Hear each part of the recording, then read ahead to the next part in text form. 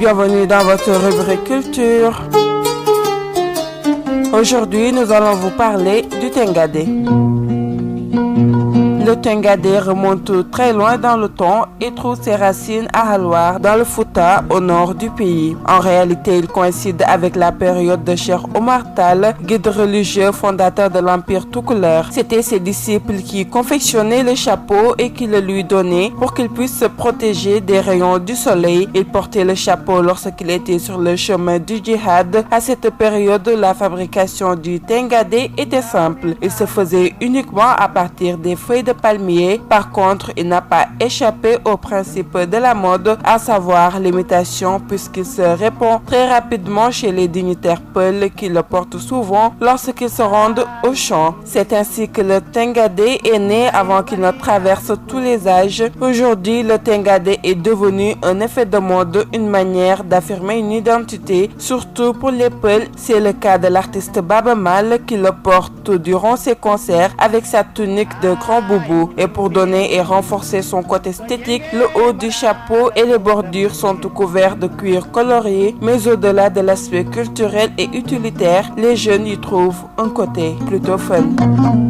Venons-en à votre actualité culturelle. Le Sénégal a reçu les honneurs du comité d'organisation de la 29e édition des Journées cinématographiques de Carthage, lundi lors d'une cérémonie dont le clou a été la projection du film Le Prix du Pardon de Mansour Sorawad. 3 films sénégalais sont à liste pour la compétition officielle des Journées cinématographiques de Carthage, ouverte le 3 novembre et qui se poursuivront jusqu'à ce samedi. 14 films du Sénégal, des classiques et des nouveautés seront également projetées dans plusieurs salles de cinéma de Tunis durant les journées cinématographiques.